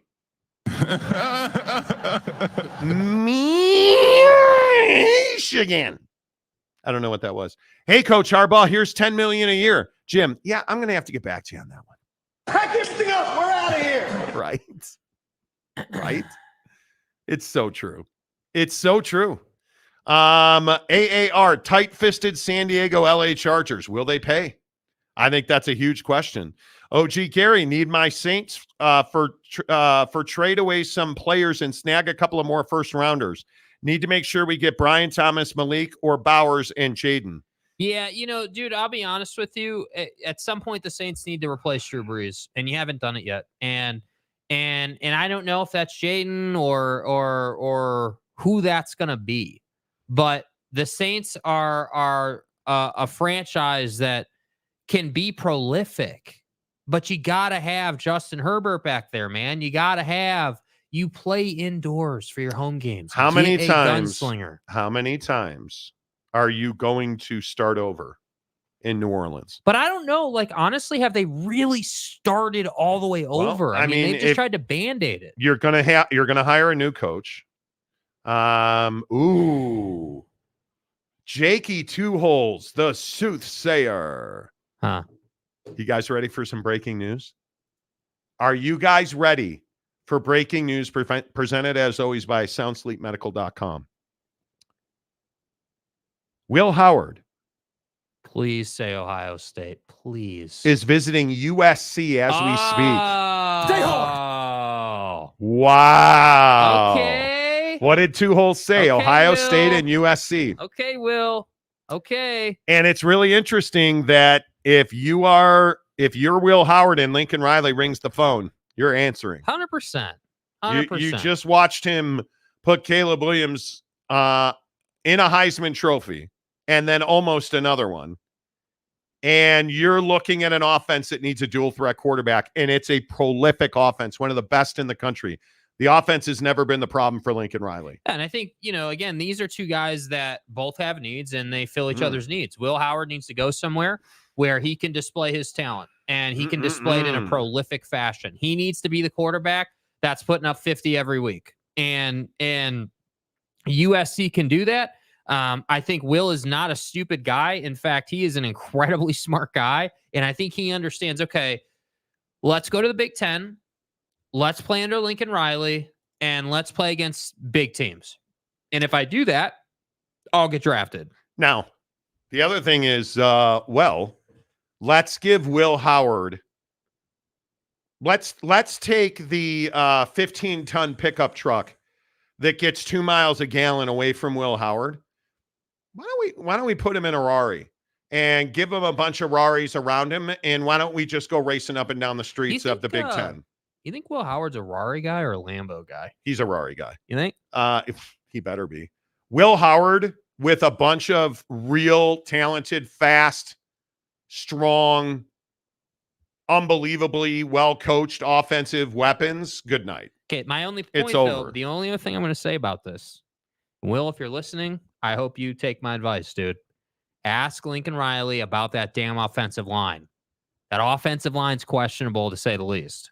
Well, I mean, And- I don't think you're wrong about that. And I have no problem saying, hey, the K-State offensive line was more than questionable, to say the least. So if you're going to go play for Lincoln, I would just be looking at that offensive line, but I'm not sure that Will Howard could really do much better than that. I think USC would be a phenomenal landing spot. I mean, that is just Will Howard in USC might be the easiest fit we've seen because he's a true dual threat. Ask anybody at K-State. The kid can really run. I think outside of a 4-turnover game against Oak State, he did much better this year, not throwing interceptions. And he is a very likable cat. Mm-hmm. Will Howard is the guy you want to marry your daughter. He's just a nice flipping guy. And he throws the football all over the place. If he goes to USC, it is the ultimate buster or break or bust. I mean, he's either going to become the top pick in the NFL draft at the quarterback position, or they're going to flame and he's never going to play in the NFL. Yep. And my guess is he's going to go there and dominate it because he's a great quarterback. I think that they didn't have the weapons at K-State that he would have at SC, and I just have no doubt. I want to apologize. And I understand you're a terrible golfer, and that's fine. Right. I want to apologize for questioning you on Will Howard to USC because Will Howard, he just never struck me as an SC guy. And that was your call. So I think that, look, man, I think Will's in a very, just like you just said, not repeat every word you just said, but he is in a make or break type thing. Yeah. Dude. Like, you got to go out. This season's got to be gas, dude.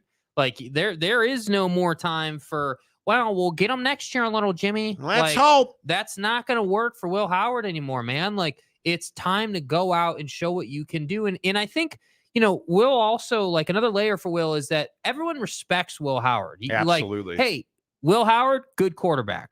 But Will Howard needs it to be, hey, Will Howard, Heisman Trophy contender, top 5 pick quarterback. That's where he needs to get to. Yeah. And there's only probably, Lincoln aside, 4 head coaches that can do that for him. I mean, honestly, like Lincoln Riley, Ryan Day, damn. Another breaking news story. USC wide receiver Mario Williams enters the transfer portal, transferred into USC from Oklahoma with Caleb Williams. 29 catches, 305 yards. Interesting. Man, this is really interesting the way that roster transformation. These relationships now are working. Boy, USC isn't playing around. I think Will Howard, that's a big one. All our breaking news on the show presented by our good friends at Sound Sleep Medical. SoundSleepMedical.com. You guys, we tell you all the time that you need to stop being embarrassed about your snoring. And I'll one up and tell you, man, snoring is embarrassing. I get it. It's not something you like talking about. But let's talk about it once and then never talk about it again because you went to Sound Sleep Medical and they hooked you up. Go to any of their Utah locations and they're going to give you a free at-home sleep study where you wear a chest strap, they monitor your sleep on that strap, and then you download it to them and they tell you, hey, here's the solution. This is the issue. We have a perfect custom fit oral appliance for you in the form of a mouthpiece that simply moves your lower jaw forward to open up your obstructed airway. And I know we talk about it on the show all the time, and it's uncomfortable. But if you have sleep apnea, you quite literally could die tonight. If you have sleep apnea, there's no doubt that you're going to do more damage to your brain tonight because when your brain does not get the oxygen it needs, and you're that guy or maybe your wife or you're that gal that wakes up gasping for air, you're literally doing brain damage. Things like early onset dementia, not being able to be sharp, not being your best during the day because you're sleep deprived. And we've learned so much about how important REM sleep is to the health and really the prosperity of your brain and your life. You guys, bring the intimacy back into your bedroom. Have the proper libido. Have the proper energy. Be the man or the woman that you've always wanted to be at Sound Sleep Medical. Get to soundsleepmedical.com/Monty and sign up for their free sleep study. You don't have to sleep in some cold office with a bunch of wires hooked up to you. No, friends. You get a home sleep assessment. They give you a bag, you take it home. It is one of the easiest things that you will do. And trust me when I say, you guys, it's going to help you with your relationship, because it's very difficult when you're somebody that, does not have that great relationship with yourself because you're embarrassed and humiliated, and you're not sleeping in the same bed with your wife. Trust me, when you see this from Sound Sleep Medical, you'll thank them and us. Treat snoring and sleep apnea with no masks and no tubes. Just better, healthier sleep with Sound Sleep Medical. Use code MONTY, M-O-N-T-Y, to schedule a free sleep assessment today. SoundSleepMedical.com/Monty. Okay, you know that here on the Monty Show, we are giving away 2 $100 Amazon gift cards today. And Jake is telling me that this is one of the greatest entries we have ever seen. So this is Chris, and he is sent me a picture of him signing up for Tri-Day Trading and doing the program. Look at that, you guys. So this screen on the right is the one that I am fully engaged with on a daily basis. These are all of your trade. This is your trading screen on the right-hand side of the page. And those little bars, the green one and the red ones, are called candles. Those red lines going up and down are indicators. This is Tri-Day Trading. And I love it, you guys. I see, I get excited. Not to mention, look what's below the monitors. Look what's below the monitors. Boom. That is a BuckedUp bar. So that, sir, is a double entry right there. And you know what's cool about this? He was low-key with the BuckedUp. He said, you know what? I know that Gary's got the edge in the BuckedUp side, so I'm going to hedge my bet here, or excuse me, my position, because we don't have bets on the show. You know that position. Wow. I'm hedging my position, going to go Tri-Day Trading, but let's work in the Bucked bar there. Let's work it in. Love it. You guys, this is TridayTrading.com right here in front of you. And it is that simple. It takes 3 minutes to sign up at TridayTrading.com/Monty. There's no obligation beyond your 30-day trial membership. And trust me when I say we've been talking about golf all day. The rush that you get from golf, it's the same thing at Tri-Day Trading. When you're watching that drive, I had a 325-yard drive today that was an absolute laser. That's the same feeling you get when you watch your trade making you money. When you watch your buy trade make you money or your sell trade make you money, and you've done that homework and you've put the effort in, trust me when I tell you the reward that you get from that versus hating your boss or being frustrated you got to go into the office. It's a 30-day trial membership for $10. And that $10 is a Sub for Santa donation. I mean, it's good all the way around. Hook it up. Hit Jake on Twitter or Instagram and sometimes Snapchat when he's not being a jerk. I'm not a Snapface guy, dude. Sorry. Why? Not a Snapchat guy. I'm a Snapchat guy all the way. No, you're not. No, you're not, dude. Or You're not TikTok. Snapchat. TikTok. Dude, bro. Dude, I'm checked. It's Friday. And I'm ready for some dinner and some good sleep. Might be getting that electric car tomorrow. Yeah. I got a round of golf scheduled for tomorrow. I got a round of golf scheduled for Sunday. Hey, man. I'm just saying. Let's see. Robert Road. I think they finished 7-10 or 8 or 9. Con should move up. What are you talking about? Help me with that. Hi, guys. What's shaking? Boss Frog, what's up? Good to see you, my friend. What's up, homie? Good to see you. AAR, Steelers need to be bad enough to pick high enough, at least top 10. The Steelers are frustrating. This Ben Roethlisberger's thing this week was really frustrating.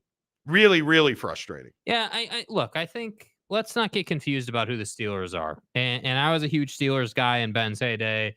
Jerome Bettis, like all the Steeler greats, love those teams. But dude, the Steelers are the pinnacle of consistency, meaning, hey, we're happy to be a 9-win team that doesn't make the playoffs. We're going to be 9 wins. We're going to be competitive. We're going to sell out the field every game. Yeah. And then we're going to go to next year. And the reality of the situation is Mike Tomlin is not a bad head coach, but he's not an elite head coach.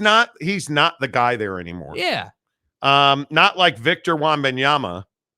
Big Daddy Magic, the official Monty Show ambassador. Victor's the man to every mother in America. Wants her daughter to marry. Let's be real now. Well, you are not the guy. So you got unsat by Victor Wembanyama. Yeah, I got piped last night because dude. we know that every mother wants their daughter to marry Jake. That's right. Chad Carter, can someone tell Ryan Day to transfer out with Kyle McCord? Hey, you leave Lloyd Carr alone. Yeah, dude, chill out, dude. You know, Out of here. Hawkeye fan and Indy Minshew will give the Steelers another L. Could be. Absolutely could be. Bucked up shaker shaking to win a comp. Yeah, here is OG Gary's bucked up entry. Now, there he is with the collagen peptides into the bucked up shaker. Good right? move. Good move.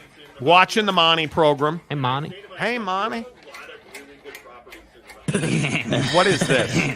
Gotta get stroked. Come on. What is this? Like, first of all, your form is garbage, number one. But number two, the fact that you thought that'd be appropriate on a PG-13 caliber show like this is absolutely wild. Be better. Boss Frog says, what's shaking, Gary? Or what's Gary shaking over? Gary clarifies, I was getting stroked, Boss Frog. Oh, got it. So again, if you're just tuning in, we are giving away 2 $100 Amazon gift cards, and the entries have been strong. Whose entry was the Tri-Day trading one? Chris, let me get his last name. Hang on one So Chris is the only entry for Tri-Day trading. Yes, currently he's the winner. Chris, right now, Chris is in the lead. Chris Sillytoe has $100 Amazon gift card just sitting here waiting for him. Be the one who takes it from him. Be the one that takes it from him. By the way, can we give dude credit here? Monitor size clearly is in his favor. He's got two monitors way bigger than Gary's. I mean, come on, Gary. Well, isn't everybody's bigger than Gary?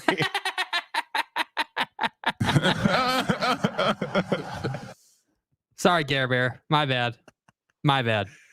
Walked me right down the road, didn't you?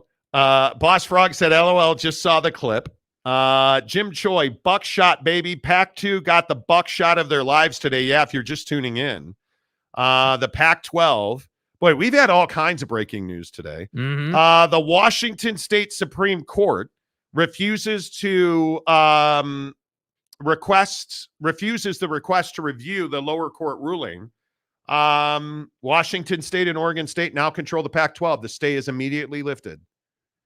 They do not have to wait and get a unanimous vote with the other 10 members. Which is obviously huge because you want to be able to move forward if you're the Pac-2. You know, you want to be able to get on with getting on. You know, you need to formalize schedules for future years. You need to figure out what you're doing with all the assets. Like, it's a big deal.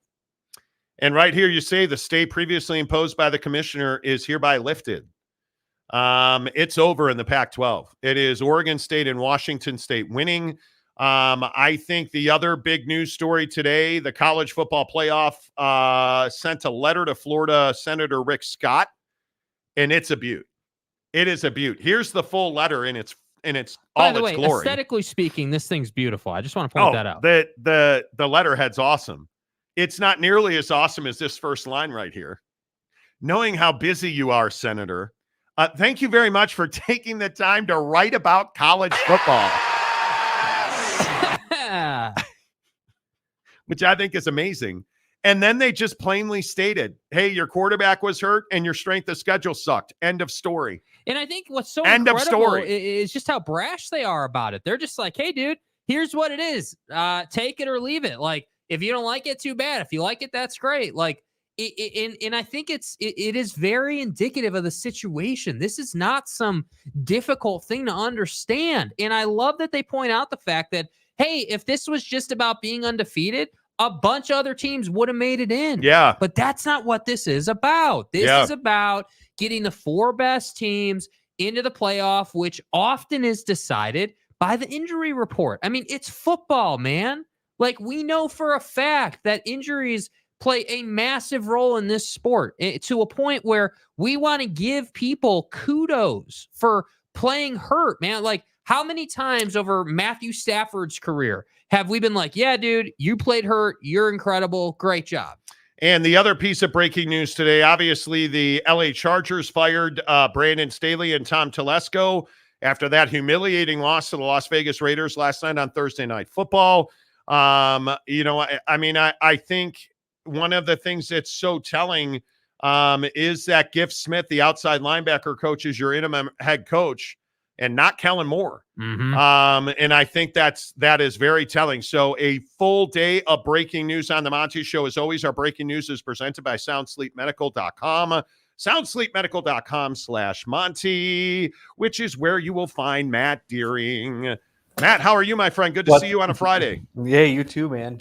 Yeah, I like the flannel, by the way. I trying to keep it comfortable. It's nice and cold out. I'm trying to stay warm.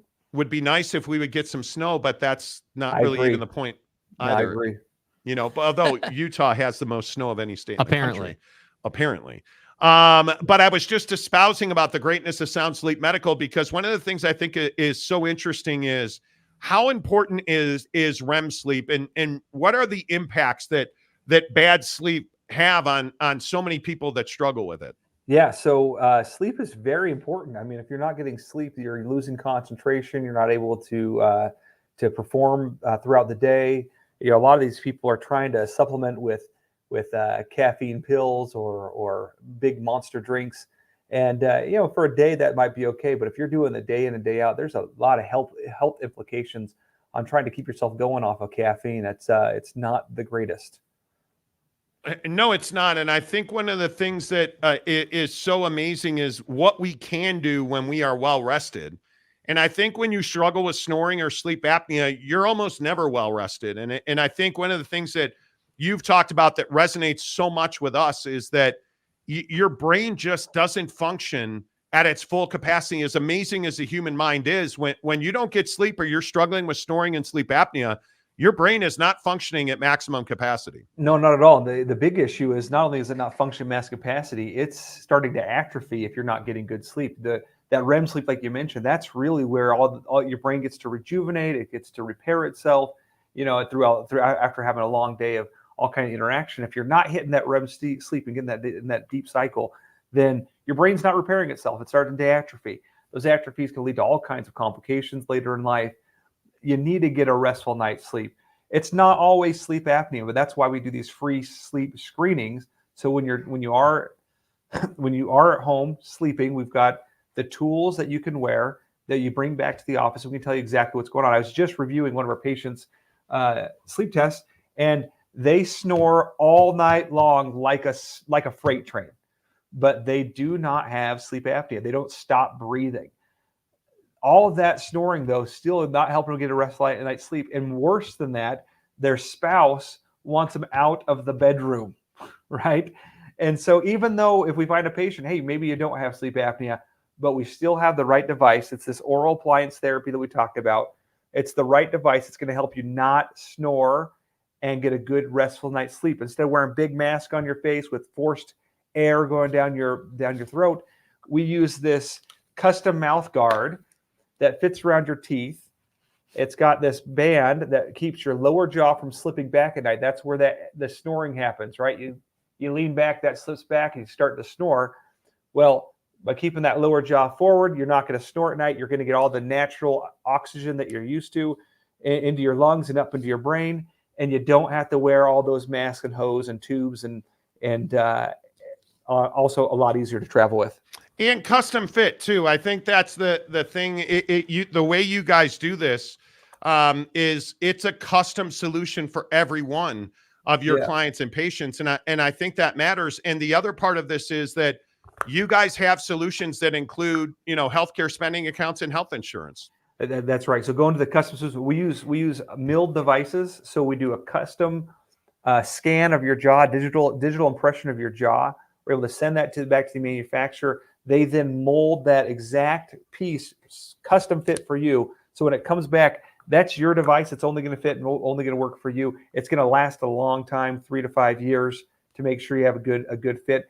And we also have it covered under a warranty. So if there are any dental procedures that happen that you need to have an adjustment done because you had a tooth removed or a tooth put back in, we can modify or get a new device for you. So that's all covered by the warranty if you get the warranty. Go ahead. Sorry. And Matt, well, no, the question I was going to ask you before we let you go is, like, talk about the relief. Talk about the end result, because I think snoring's embarrassing. Let's be honest. People that struggle with snoring, nobody likes to talk about it. Nobody likes to hear about it.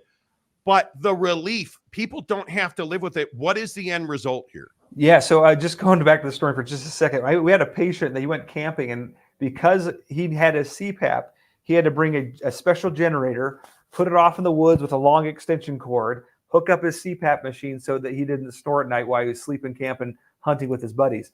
You don't need to do all that, right? You can wear a simple, small device. This is going to fit in your pocket. I wouldn't suggest you want to keep it cleaner than that, but it can fit. It's as small as fitting in your pocket. Can travel with you real easy. We're able to make sure that you can maximize your healthcare benefits with this device because it is FDA approved to treat sleep apnea, sleep disorder breathing, which includes snoring. So if you have those issues, come in. We'll check your insurance, make sure we maximize your insurance as well. Wow, that's fantastic. The things you don't think about. How do you take a CPAP machine camping, hunting? Loaded his entire back of his truck just so he could wear a CPAP device. That's wild, man. Yeah. You just don't have to live like that, Matt. That's the perfect illustration of something where, hey, you got to put your CPAP machine and you got to put it through TSA, and then you got to have it in your hotel room or in your tent, or like it's wild to me that people don't know what a great solution Sound Sleep Medical has for you. Get to soundsleepmedical.com/Monty. Book your free home sleep study. Matt, as always, great to talk to you. Enjoy your weekend. We'll talk to you next week. You too. Thanks, guys. See ya. There you go. Matt Deering, soundsleepmedical.com. You guys don't wait. I know it's embarrassing. Get to any of their Utah locations, get to their website, book your free at-home sleep study. Stop taking your CPAP machines to hotels. Stop taking your CPAP machines camping. Can you imagine that? Unreal, dude. You're running a generator for your CPAP machine because you didn't know that there was a custom fit mouthpiece that would solve this problem. Man, that's amazing. All right, make sure you guys hit the like button. Let's get some more of your comments in here. Gary Wolf says, thank you, everyone, on behalf of our whole family. You guys are the best. No, Gary. Thank you. What do you say? Thanks, boss. Just keep her in your thoughts. Whoa. What happened here, man? Gary Wolf says, hey, sorry to be joining late. Please lift up your good thoughts and prayers for my granddaughter, who is sick in children's ICU with pneumonia. Jesus, oh, no. Dude. I'm sorry to hear that. You know, a good friend of ours here in our office is dealing with this non-COVID, non-flu. It's not influenza. Right? Like, it's crazy how many people are sick right now. Please, you guys, take precautions. Be careful. Yeah, Boss Frog, exactly right. That's awful. How can we help? Like, that's terrible, man. Thank you, Tom Dean. $2. Gary Wolf, prayers for Gary Wolf's granddaughter. Joseph Harper, the same. Yeah, absolutely. Will do, Gary. We'll keep her in our thoughts. Absolutely, man. I'm sorry to hear about that. Scott Allen, is there any possibility of the 10 schools coming back? No. Nope. No. Are you leaving $100 million behind in the future of the Big Ten? Are you leaving? I mean, why would you, if you are Utah, why would you leave the best basketball conference to come back? That is, and I understand the question. It's just not going to happen if you guys are just tuning in. The Washington State Supreme Court today has refused a request to review the lower court ruling handing Oregon State and Washington State control immediately, with immediate effect. Washington State and Oregon State have control of the Pac-12. Our sources have continued to tell us that there is a framework in place for the Mountain West to join the Pac-12 in a merger. They have a working relationship already. We told you first here on the Monty Show that there was going to be a scheduling arrangement for football and basketball. That happened. We have been told that Gloria Nevarez would be the commissioner of a reimagined Pac-12 conference with 14 teams, and I think that makes perfect sense.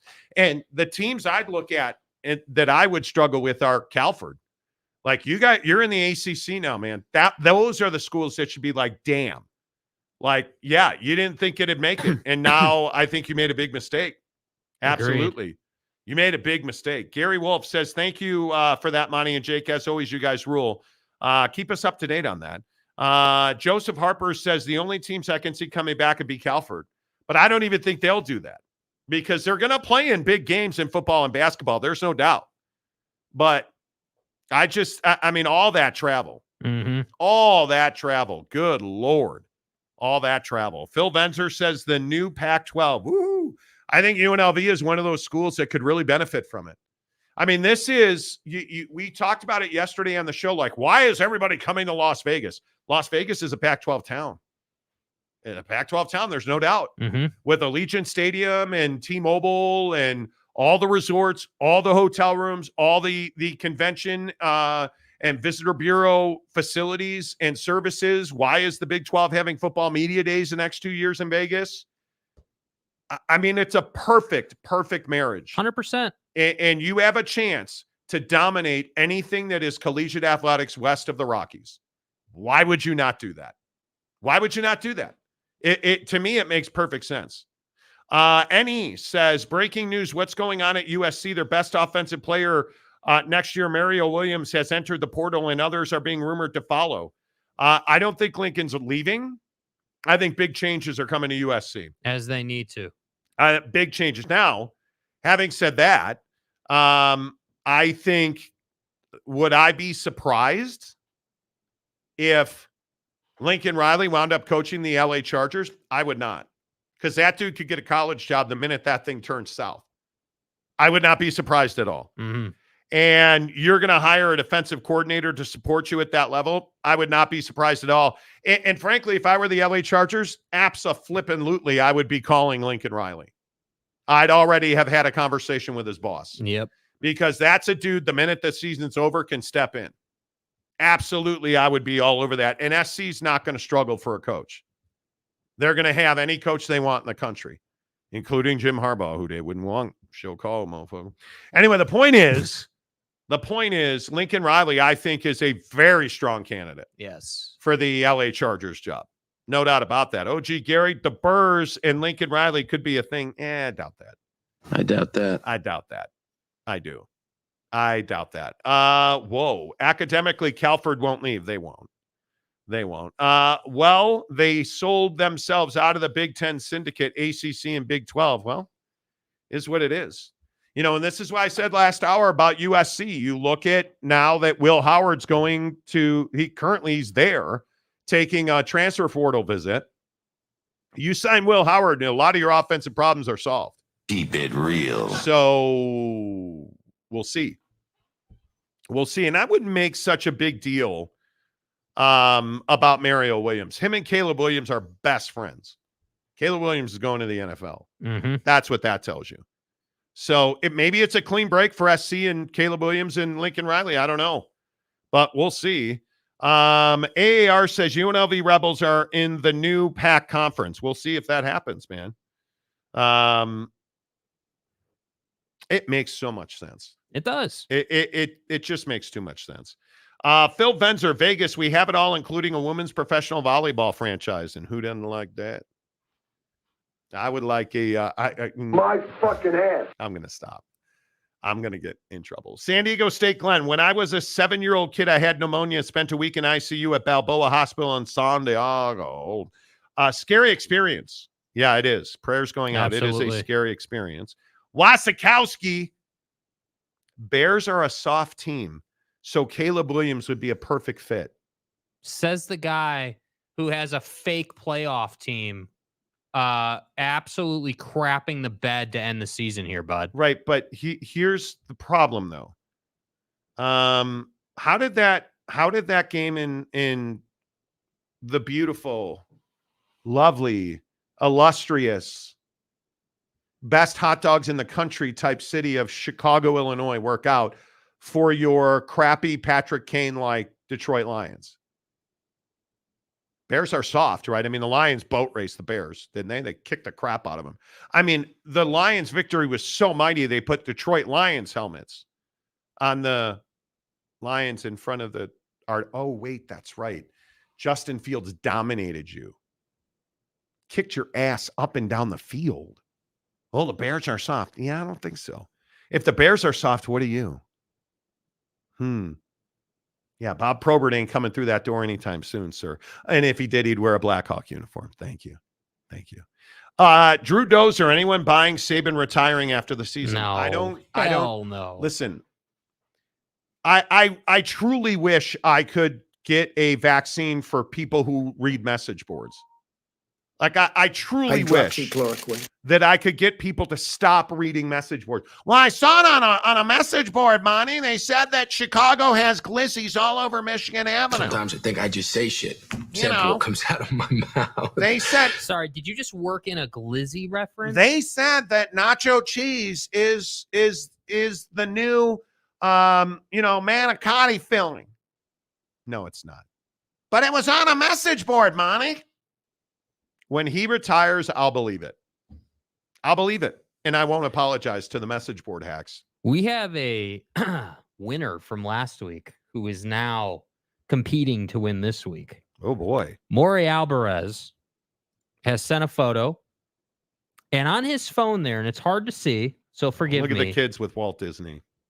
Dude just signed up for Tri-Day Trading. Let's go, Maury.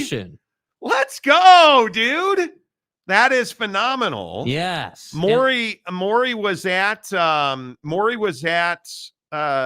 read his comment earlier. He was at Epcot today. Yes. And he said, I'm bummed I didn't bring a bucked up.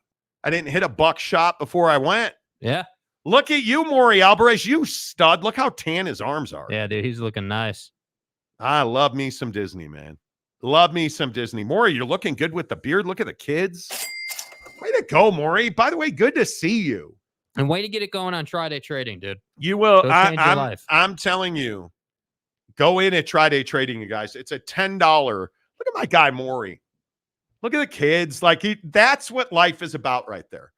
And Mrs. Monty and I were talking about this. Like, my wife has a big time job and it's stressful at times. And it's like, hey, man, travel, togetherness, family, even if you're stuck with Jake, that's what life is about. Yeah, dude, I'm the best, obviously. Duh.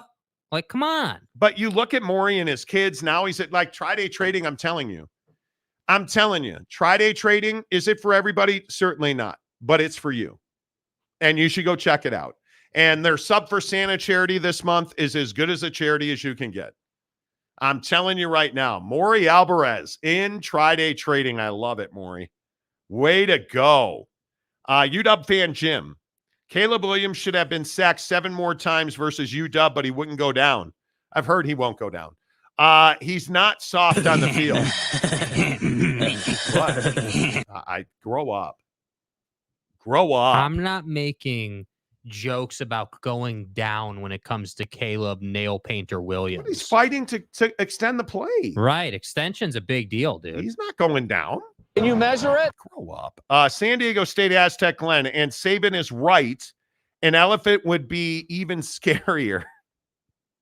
True. You're not wrong about that. Big Daddy Magic. Oh, God. Saban's dream job is the Buffalo Bills head coach. That's bullshit. That's not his dream. Hawkeye fan in Indy. Well, I read it on the internet, so you know it's true. I mean, how could it not be obviously. True? How could it not be true? Gary Wolf, Nick Saban is a better Affleck salesman than Deion is. Ooh, Jake is going to be upset. I think that's pretty close, dude. Jake is going to be upset. Joseph Harper, Lions' performance in Chicago was a masterpiece. Well, you know. Play it. That was a masterpiece of dog shit. Yep. Facts. So good. Good poll, Harper. Good poll. Dirk Dr. Cheese, my guy. What's up? Hi, all. Just wanted to say thanks for the membership. Didn't catch whom donated, but thank you. Can't stay out to dinner with the wifey. I like it. Dude, enjoy go your get it, dinner. bro. Enjoy your dinner. Train Faber. Okay. This ought to be good. Maybe the Pac-12 can ask the Mid-American Conference for the opportunity to move up with them. Who the fuck are you? Hey, man, listen. This is Kirk Schultz at Washington State. Hello? What, you hung up on me. What? Hello, we are not available now. Please leave your name and phone number after the beep. We will return your call. Why didn't they answer the phone? Hey, it's me, Kirk Schultz. Wondering if you guys will give me the opportunity to move up with you guys. Okay, call me back. Thanks. Kirk Schultz has no friends.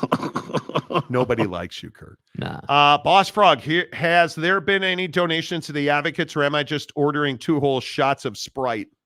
Well, I don't drink soda, dog, so, you know. I mean, you can always donate to the Advocates, theadvocates.com, the best injury attorneys in the business. You guys know that they were our Giving Tuesday subjects this week. We raised over, I think, $300 for the Advocates. Yes. You guys are phenomenal. Absolutely incredible. But please keep donating. They are working with the Road Home to provide those without shelter, things like gloves, hats, jackets, coats, blankets, socks, shoes, the basic necessities to survive these cold winter nights, man. Like we were at the driving range this morning when I was crushing, I said 174 miles an hour ball speed and 325 yards. And it was 27 degrees. The rack attack! Dude, stud. But anyway, it's 27 degrees out. How would you like to sleep under an underpass or an overpass, whatever you would like? In a car, under a bush, in a park, on a bench. Not good. Not good. The Advocates are working with the Road Home. So you guys, please hit them on Venmo. Advocates donations on Venmo. $1, $5, $100, whatever you can do. It all makes a difference. Advocates donations on Venmo. And thank you to everybody who gave on Giving Tuesday. They were so thankful. Jen Young at the Advocates was just so impressed. And you guys do such a good job supporting them. So thank you for that. OG Gary, Kirk Schultz has the most punchable face. Schultz or Kliavkoff? It's tough to say. You know. JJ Watt, the Prophet. What did I miss, Drew Dozier? Carruthers says maybe if UW wins the Natty, OSU Washington State can buy their way into the Big 12 with the revenue they get from that. Could be. Boss Frog, for every $10 donated to the Advocates, I'm slamming 2 holes with a shot of Don Julio 42. For every 100 donated, I'm giving him a bottle. Okay. Don't you know who I am? If somebody donates $100, Boss Frog is going to give Jakey Tools a bottle of Don Julio 42 for his birthday on Tuesday. Yeah, this son of a... This is the ultimate scheme job out of me, I must say. This dude over here is going to be 30 on Tuesday. Looking forward to it. Man. Like, it's going to be amazing. It's going to be awesome. Are you a tequila? What is your... No, I'm a vodka you're guy. Vodka all day, dude. You're a vodka guy. Not a big tequila guy. Sorry, boss.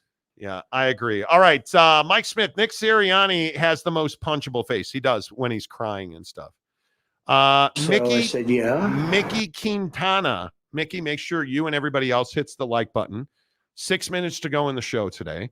Hit the like button. Are the rumors true concerning USC's top players hitting the portal? By the way, the Raiders just scored. Okay. Okay, I doubted you. Admit, who's this? Mickey Quintana. Okay, admittedly, dude, I doubted your take here. But the fact that you worked in, hey, the Raiders just scored again, won me over, dude. Welcome to the program. Welcome to the freaking show. Yes. I say partially. Mario Williams, the wide receiver. 29 receptions and 305 yards this season. Caleb Williams, best friend on the team. Caleb Williams is going to the NFL. Right. So are we really concerned about USC with a mass exodus? I find that hard to believe. I would be... Honestly, dude, I'd be more concerned about what's going on at Georgia than USC. I think SC is a program that's always going to have a lot of roster movement in the offseason with the portal. I think that your point about Caleb Williams is spot on. You know, the guy was recruited by Oklahoma big time. Williams was, that is. And he's moving along. He can get to another program. He's valuable. He wants to probably go to the SEC and have one more big year. Yeah, I agree. I don't know that there's a mass exodus, though. Yeah. I don't. Mickey, nice to meet you again. Everybody, please hit the like button. We're at 3,500 views and only 89 likes on the show today. Please go ahead and help yourself. Blue Hawks 206. The Pac-12 needs to fire the leadership that got them here and hire someone with experience that wants to build their resume. There is no building a resume. It's Gloria Navarro as the commissioner of the Mountain West. Our sources have told us for months and months The Pac-2 and the Mountain West will merge. Mm-hmm. And Gloria Nevarez will be the commissioner of the reimagined Pac-12. Which I think is proper. She's earned it. She's qualified. She's prepared. She used to work at the Pac-12. She was the commissioner of the WCC. She's done a great job helming the Mountain West. She is the right person for that gig. Yes. Her yes. constituents like her. She has a great relationship with her TV partners. Their ad dollars are good. She's prime for a power forward job, dude. She is. And I think she's exactly the right choice. Absolutely. Let's see. Mike Smith says we want pictures of zombie Jake after Boss Frog is done with him. Yeah, dude. Okay. Couple minutes left here. I'm not the guy that gets tossed. I'm just telling you now. I'm not the guy that's going to be throwing up in the morning. But I am the guy that'll have 4 or 5 with dinner. I will. On my birthday, I will. Absolutely, I will. Now, the good news is that we're golfing before this happens, right? Is that right? Yes. I believe that's correct. Yes. So the good news is... Correct. Yeah. Correct. And Gary has donated $100 to the Advocates. Stop. On Venmo. Send me that. Are you kidding me? Yes. Wow. So Gary's in. So that's a bottle of that's a bottle of something. Boss, can we make it something vodka related, bro? Please. He said he would. He did say he would. He said he would do Tito's. Because I'm not a big tequila. Yeah, guy. right there. He said then we'll make it a handle of Tito's. There you go. Cool. Wow. Cool, For cool, every cool. $100, and immediately Gary steps up to the delinquency Dude, Gary, I appreciate you, bro. Of J2H. Yeah. To make sure that you're sufficiently hammered. Yeah. On Wednesday night. Yeah, thank you. There it is right there. Boom. There it is. Boom. Gary, appreciate you, bud. Appreciate you, man. Phenomenal. Absolutely phenomenal. Way to go. Appreciate that. Tom, good question. Monty, what's the Venmo Addy? It is Advocates Donations. Advocates Donations. Advocates Donations. I just love this, dude. You guys are incredible, bro. RJ Seaman, I just woke up after Wings and Beer. You guys were on in the background. Can you guys do a phone call with FSU, please? Yeah, let me get the phone out here. Let's see. No phone here call. Yeah. Nobody's answering DeSanctimonious's call. Nah. Tom Jean Monty, what's the Venmo username for Advocates Donation? Advocates Donations. Advocates Donations. Aaron Wilson gifted a Monty Show membership. Let's go.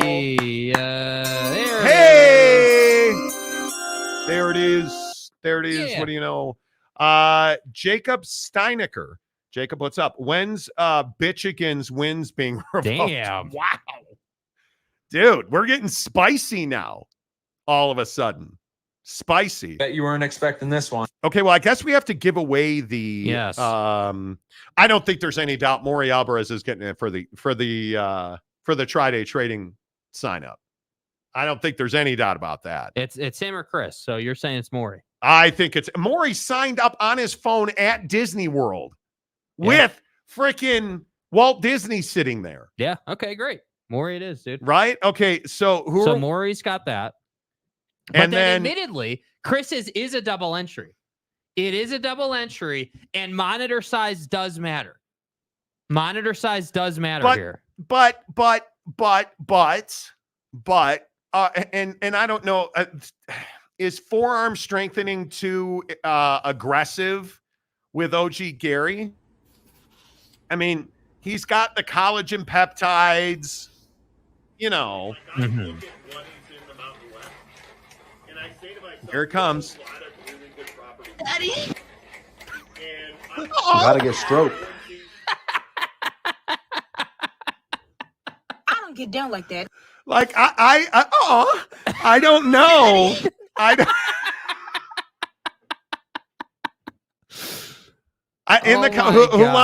Who's in? Is it the Buck Bar?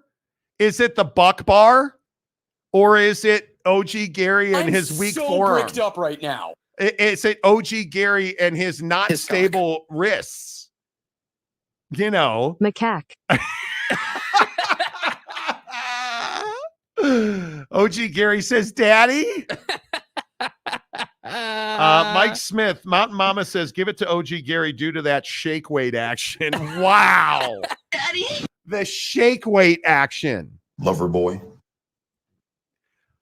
What do you want to do, Jake? I don't do the stroking. I get stroked. Who are you, Brooks Koepka? Yeah, dude. Come on, guys. You're not that guy, pal. Trust me. You're not that guy. Is it OG Gary's weak wrist or is it Tri-Day trading in the BuckedUp bar? OG won last week. I'm inclined to go with Chris, but you know. All right, Chris it is. Maury Alvarez and Chris, congratulations. You both won a $100 Amazon gift card. Spend it wisely, my friends. I hope that your Christmas shopping dreams come wholeheartedly true. And again, if you are so inclined, please donate to the Advocates to get Jake hammered on his birthday. Yeah. You know, Mike Smith says Gary going with the slow hand. You know, I don't disagree with that at all. The Advocates at theadvocates.com. Advocates donations, Advocates donations, $1, $5, $1 million, whatever you got in the couch cushions, my friend. The Advocates will give it to the homeless through their relationship with the road home. Just put the Monty Show in the comment section on your Venmo. They'll know exactly who to give it to and where it's for. I appreciate you guys so much. We could not do this without you. 2 more shows before Christmas. By the way, thank you, Aaron Wilson, who donated a membership on the show. You're the bomb. 2 more shows, Monday and Tuesday. Then Tuesday is Jake's birthday. And Wednesday we're off to Las Vegas. You guys are amazing. Hit them straight this weekend. Work on that wrist strength, OG Gary. Until Monday, say goodbye, Jake. Goodbye, Jake.